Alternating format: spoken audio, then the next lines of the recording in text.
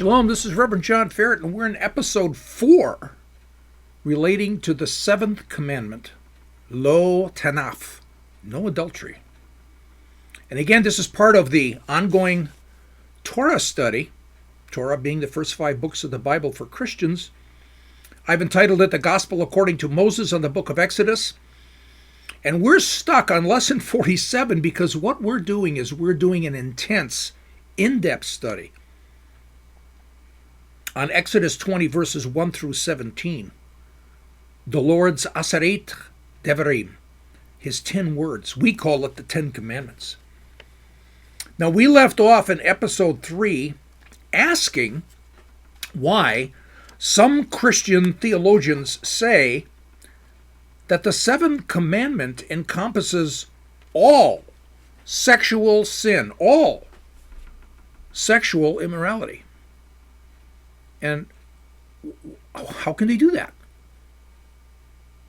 They say the 7th commandment, thou shalt not commit adultery, also includes extramarital sex between 2 single adults,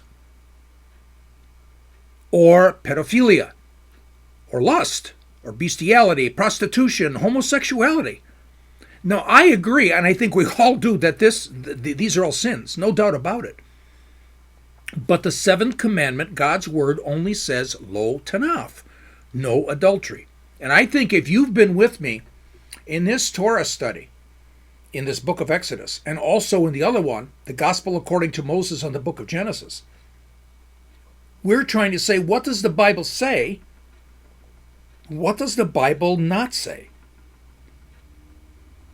And all God's word says is Lo Tanaf, no adultery. It doesn't say anything else about other sexual sin. On top of that, then God says this. This is in Deuteronomy 4, verse 2. And I'm reading from the New American Standard. You shall not add to the word which I'm commanding you, nor take away from it, that you may keep the commandments of the Lord your God, which I command you. Now, the JPS Torah commentary does respond and go into this, and this amazing Jewish commentary talks about the fact that this verse is generally taken as a blanket prohibition of abrogating any of the laws taught by Moses or adding new ones. As such, it would serve as a general introduction to the instruction, the Torah, God's teaching, expressing its completeness and immutability. It cannot change. And even the Orthodox Jewish rabbis in their Torah commentary, called the Chumash, and you know sometimes that I have some criticism of the Orthodox Jewish rabbis in terms of some of their very difficult midrashim, their very conclusions in their commentaries that really add new meaning to the Bible. But this is actually good. So they go in and say, do not add, nor shall you subtract. By definition, perfection cannot be improved upon. So that for one to add or to subtract from the commandments of the Torah is an unacceptable implication that God's Torah is lacking. They go on and they talk about one great teacher asked this question. And it seems that there's no real harm in adding a law, only in removing one. Now, he answers this with a parable. So in other words, he's asking the questions. It's not that he's asking the question for himself, but he's trying to explain, can we add a new law or a new commandment? And we are forbidden to remove an old one? So he answers this, and he says, there was a person who would regularly borrow household vessels from his neighbor and return them twice as many.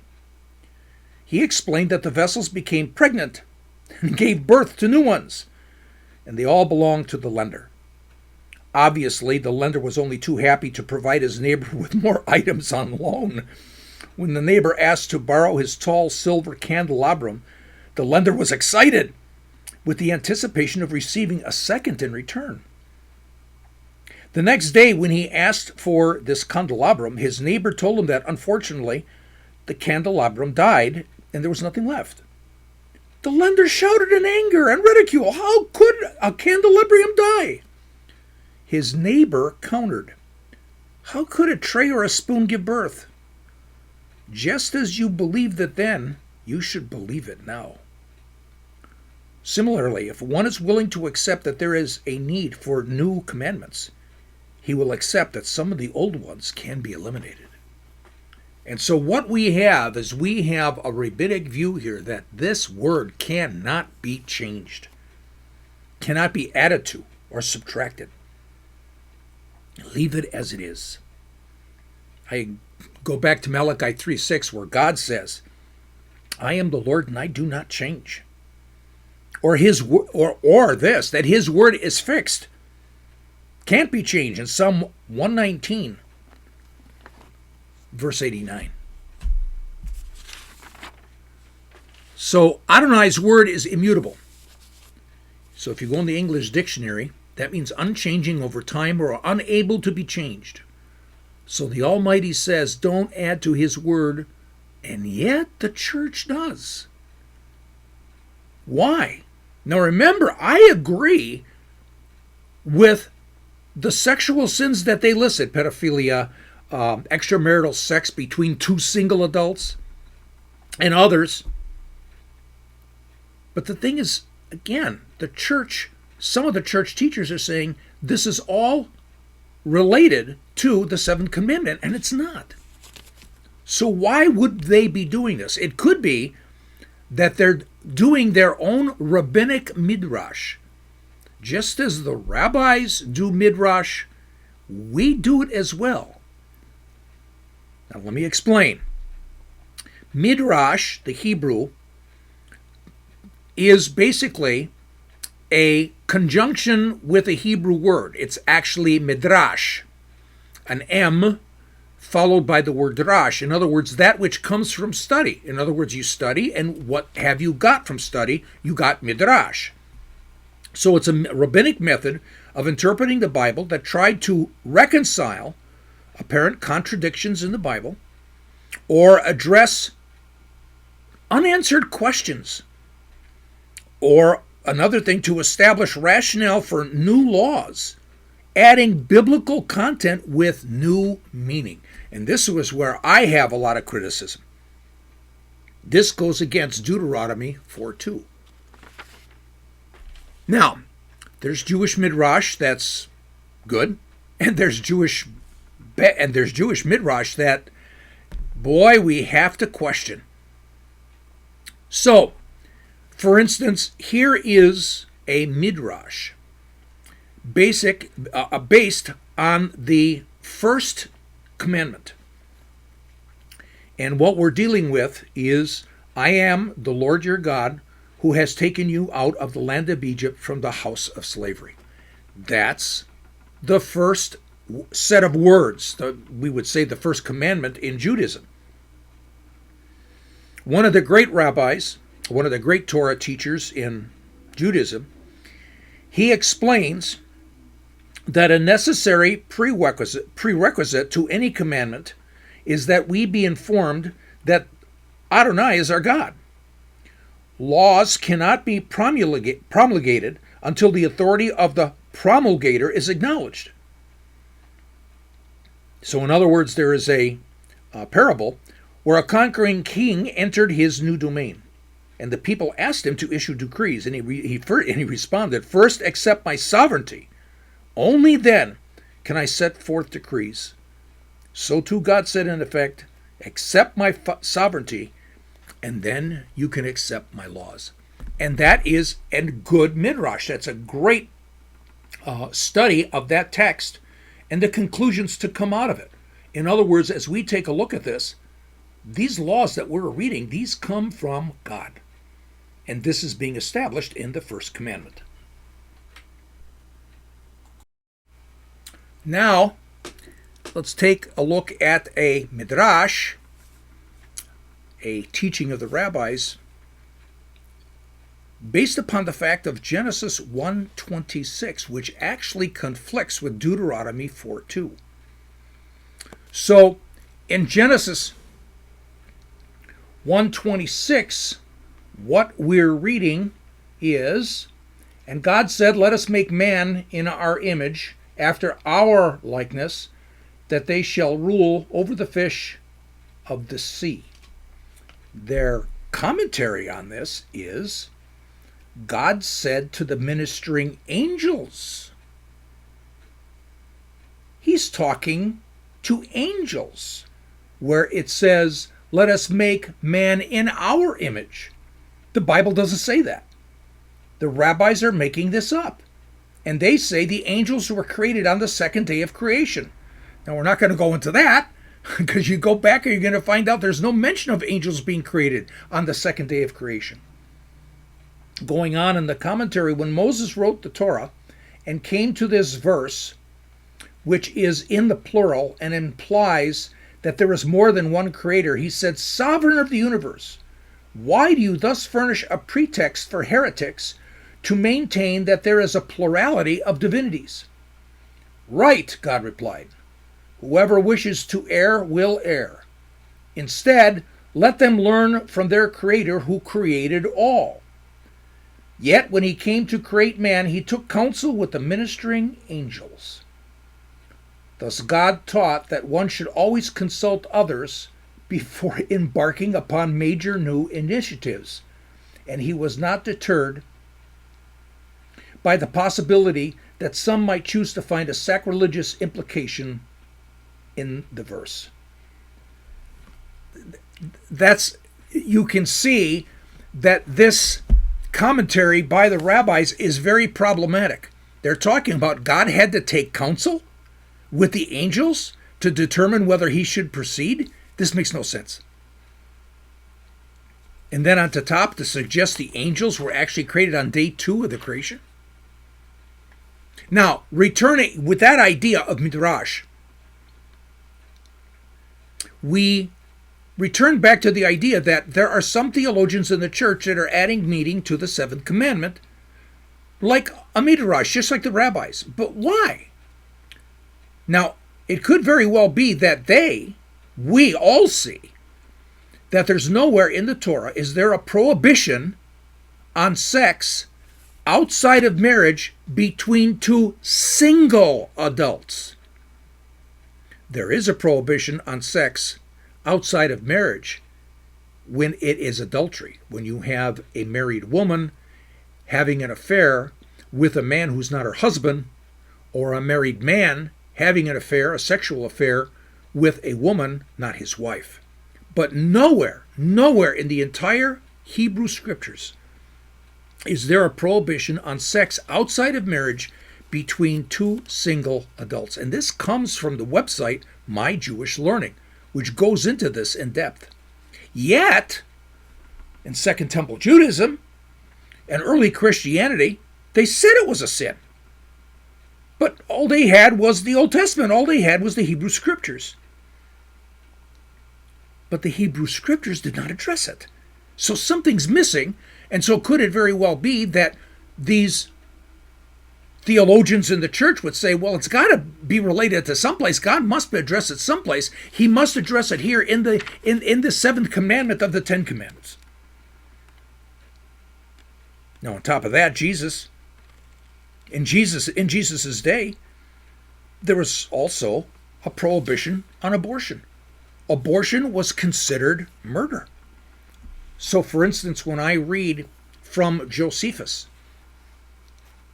in one of his books called Against Apion, and Josephus probably wrote this, probably 20, 30, 40 years after Jesus had ascended to the Father. So we're very close to Jesus' day. And Josephus writes, "The law, moreover, enjoins us to bring up all our offspring and forbids women to cause abortion of what is begotten or to destroy it afterward. And if any woman appears to have so done, she will be a murderer of her child. Abortion was considered murder. And Philo was the great Jewish philosopher that was alive in Jesus' day. The disciples would have known him. And in his writings, he also talked about the fact that abortion is murder. We have the early church, Christian church document, the Didache, probably written, in the late 1st or very early 2nd century. Again, probably, what would we say? 70 years after Jesus, possibly. And in there, we have the same idea. But if we go into the Hebrew scriptures, there's no commandment against abortion. Now, there are conclusions we can make. We can connect some verses together and say, no, I think we can create a solid argument that indeed the Bible basically says that abortion is murder. But see, it doesn't make the statement, abortion is murder. Josephus did, Philo does, the Didache does, but the Bible doesn't. So Josephus, Philo, and the writers of Didache, they all see that abortion is murder, but where do they get it from? And it's the same thing about extramarital sex between two single adults, or pedophilia, or bestiality. So could it be that the theologians who see that there is this emptiness in the Torah and emptiness in the Hebrew scriptures make up their own conclusion and say it's got to be the 7th commandment that covers it all? Now, it's interesting to note that I found in all of my research and all the resources I'm looking here in my room, plus all the good ones that I access on the internet, I found a Christian scholarly resource that I use a lot. And it's the only one who suggests an answer. It's gotquestions.org, and I was amazed. Let me just read this to you. From their website, where the topic was why is you shall not commit adultery in the 10 Commandments. And start reading the article. The dictionary defines adultery as voluntary sexual intercourse between a married person and a person who is not his or her spouse. The Bible definitely would concur with this definition. And God's reasons for instituting his commandment against adultery are twofold. First, God established the institution of marriage as being between one man and one woman. God created marriage to be a building block of his creation and of society.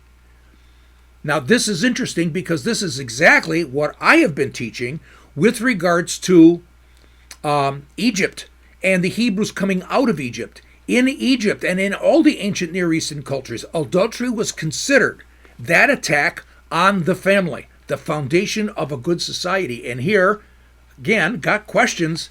They don't go into that background in the ancient Near East, but I'm beginning to wonder if the scholars realize this. Now, the second reason for the commandment is found in Leviticus 18, 1 through 5. As God's chosen people, the Israelites were to reflect God's character in the promised land. God commanded his people to be holy, for he is holy. And you can read this in Leviticus 19, verse 2, Leviticus 20, verse 7, Leviticus chapter 11, verse 44. They are to be holy as God is holy. And part of holy living is sexual purity. God did not want his people, and here it is, emulating the behavior of the Egyptians, from whom he delivered them, nor did he want his people copying the behavior of the people into whose land he was bringing them, the Canaanites. The implication was that adultery and other sexual sins was commonplace in the lands where the Israelites had been and were going to. Wow. It's just amazing. It's the only Christian source that included adultery as an attack on the family, the basic building block of society, but also the only Christian source that also says there are additional laws God has established that are not written in the Torah. And that is the command that don't do what the pagans do. Now, I've taught this. And so it's just so cool to have another scholarly source back me up on that conclusion. So consider. I'm going to go into Leviticus 18, verses 1 through 4, and we read that the Lord spoke to Moses, saying, Speak to the sons of Israel and say to them, I am the Lord your God. You shall not do what is done in the land of Egypt where you lived, nor are you to do what is done in the land of Canaan, where I am bringing you. You shall not walk in their statutes. You are to perform my judgments and keep my statutes, to live in accord with them. I am the Lord your God. We go to the same chapter, but verse 24, and God is saying, Do not defile yourselves by any of these things, for by all these the nations which I'm casting out before you have become defiled. A key verse also is Deuteronomy chapter 12, verses 29 through 32. When the Lord your God cuts off before you the nations which you are going in to dispossess, and you dispossess them and dwell in their land, beware that you are not ensnared to follow them after they are destroyed before you, and that you do not inquire after their gods, saying, How do these nations serve their gods, that I may also do likewise? You shall not behave thus toward the Lord your God, for every abominable act which the Lord hates, they have done for their gods, and they even burn their sons and daughters in the fire to their gods. Now, as one studies the ancient Near East, it is also clear, this is so clear in Canaan, but also in Greece and in Rome. Sex outside of marriage, ritual sex in the temple. There were female temple prostitutes. Female temple prostitutes dedicated to the god or the goddess of the temple that they served in. They were called harlots. You want to know the definition of the word harlot? More than likely, based upon the Hebrew, it means a female temple prostitute. A woman who's giving up her body as part of ritual sex to worship the pagan god or goddess. And there were male harlots as well. And then pedophilia in Greece and Rome. When I was in Turkey, and I was at the ancient city, one of the 7 churches of the book of Revelation in Pergamum, we learned about the pagan god Dionysus. And during his celebration, his annual celebration, there were parties, men's parties only, where there was drinking and eating and feasting, and after all of the eating and the drinking and so on, they would bring in boys or girls. Pedophilia. So that they would have that type of sex. That's in Greece and in Rome. And infanticide and abortion, you could look this up and you can Google this for yourself. In Greece and Rome, infanticide and abortion was legal in Greece and Rome. It's just like God stated in his Torah in Deuteronomy 12:31, every abominable act they do, every abominable act that God hates, they're doing it. And God wants us, Israel and us, to be separate, to be distinctly different, to be set apart.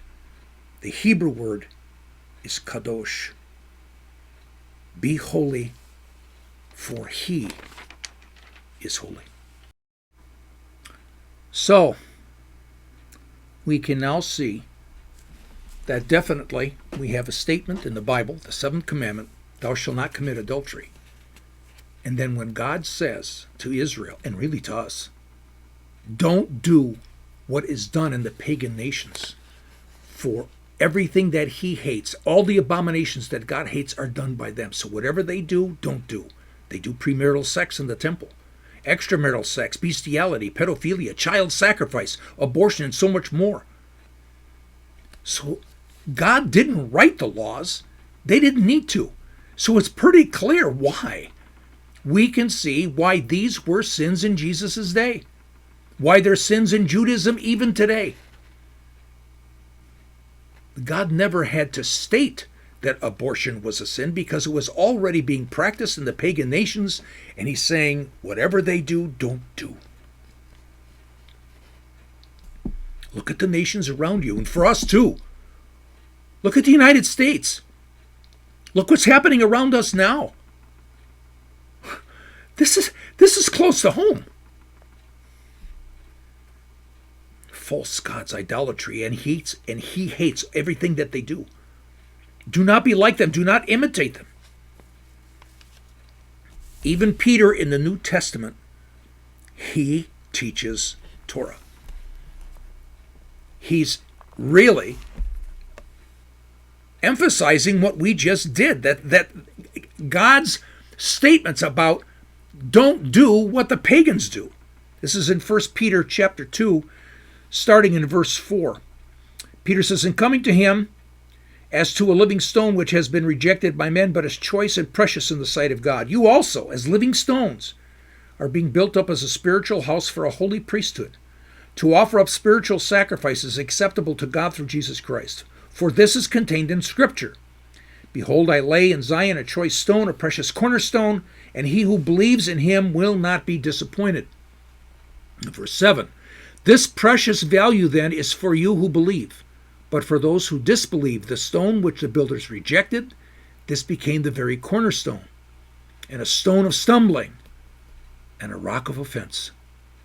For they stumble because they are disobedient to the word, and to this doom they were also appointed." Verse 9, "But you are a chosen race, a royal priesthood, a holy nation, a people for God's own possession, so that you may proclaim the excellencies of him who has called you out of darkness and into his marvelous light. For you once were not a people, but now you are the people of God. You had not received mercy, but now you have received mercy. Beloved, I urge you, as aliens and strangers, to abstain from fleshy lust which wage war against the soul.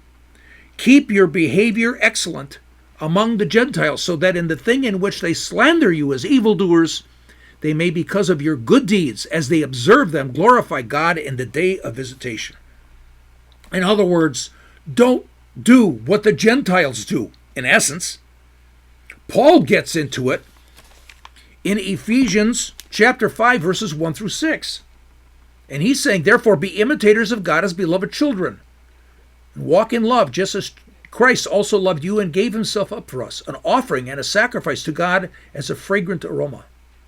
But immorality or any impurity or greed must not even be named among you." There's not even a hint of this type of sin, as is proper among the saints.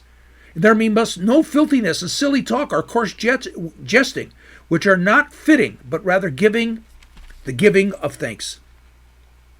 For this you know with certainty, that no immoral or impure person or covetous man who is an idolater has an inheritance in the kingdom of Christ and God. Let no one deceive you with empty words, for because of these things the wrath of God comes upon the sons of disobedience." There should not be even a hint of what the pagans do. So many theologians in the church, they said the seventh commandment prohibits all sexual immorality. No way. All it says is lo tanaf. They're putting words in the Bible that there's no need. God has already taken care of it. He always does it. Simple. Don't do what the ungodly do. They do what God hates. So in the seventh commandment, God precisely said no adultery. That's a married woman with a man having sex with a man with not her husband, or a married man having an affair with a woman not his wife. And we remember, for Moses and the Hebrews, they remembered the law in Egypt, nothing new, except that God commanded it and not men. If one is to be one in God's covenant, then there is no adultery. And on top of that, there's no sexual immorality, bestiality, prostitution, harlotry, extramarital sex. For with regards to adultery, that law is a major protection to having a good and godly society. Now, some final thoughts, and it relates to the picture that I have used for all 4 of these lessons on the 7th commandment. And we know that men are very prone to sexual lust by their eyes. It's a dilemma. That's the way we're made. But Jesus gives us a fence around Torah. Now, the reason why I bring this up, there are those who say that Jesus, what we're about to read, is saying that lust is a sin, and he's not. What he's saying is, if you obey one law, this will prevent you from committing another law, the law that's written in the Torah. This is called a fence around Torah. Rabbis did this all the time. And it follows the same, you might say, word pattern that even Jesus uses. Let's go to Matthew 5, starting in verse 27. You have heard that it was said, you shall not commit adultery. Now another rabbi with another law, he might say, you've heard it said not to covet your neighbor's wife. But I say, all right, you'll read this. You can actually read this in the Talmud. And we hear Jesus saying, you have heard that it was said, you shall not commit adultery. But I say that everyone who looks at a woman with lust for her has already committed adultery with her in his heart. If your right eye makes you stumble, tear it out and throw it from you, for it is better for you to lose one of the parts of your body than for your whole body to be thrown into hell. You know the rest of it. Basically, Jesus is saying, you want to prevent yourself from committing adultery? Don't even look at her.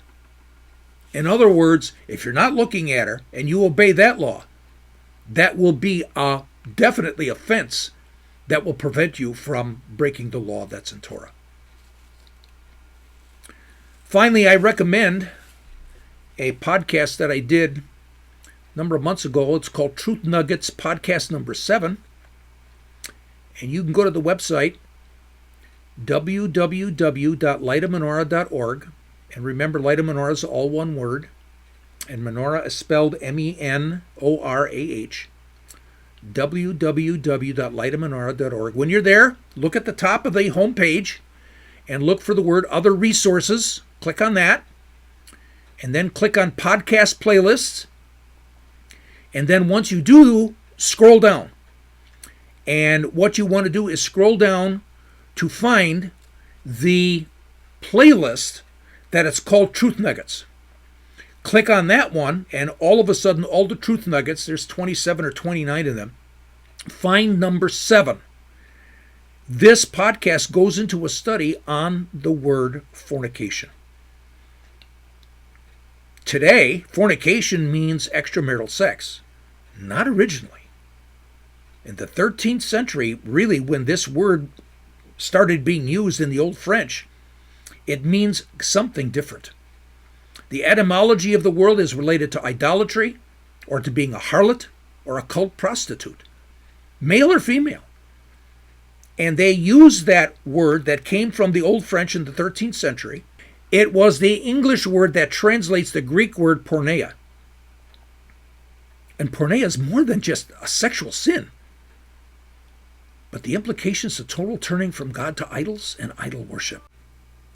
And though I'm not trying to give you the detailed study, I hope to do a complete study on the word fornication, but it's related to this. The word porneia, the Greek word, is used in the Septuagint, which is the translation of the Hebrew Bible from Hebrew to Greek, is used in a very interesting verse, and we can see side by side what God seems to be getting at. This is in Numbers 15, verse 39. It shall be a tassel for you to look at and remember all the commandments of the Lord so as to do them and not follow after your own heart and your own eyes, after which you played the harlot. The word there in Greek is not harlot, it's porneia. And so indeed what we have is, when we take a look at verse 39, either we're following God's word and we're obeying it and we're living according to his word, or we have turned and we've become a harlot. And like I said in this podcast, harlot likely means a specialized cult prostitute dedicated to the worship of a god or a goddess, using her body, selling her body, so that all of that money goes to the glory of the god or goddess that she is serving. Well, once again, modern Christian teachers, they have no Greek training, no Hebrew training. There's so many seminaries that do not teach the Bible in its historical context. They make up their own views and interpretation. If only they had this background and training. But like I said, most seminaries have abandoned it. So again, I recommend that you take a look at Truth Nuggets number 7 as I address the real basic question is, how does God prohibit premarital sex between two single people, a young man and a young woman who are in love with each other? And they have sex before marriage, and they're Christian. Take a look at that. It relates obviously to what we just did in this lesson. So I'm going to see you in episode 15, and we're going to be talking about the 8th commandment. In Hebrew, lo tegenoth. Do not steal.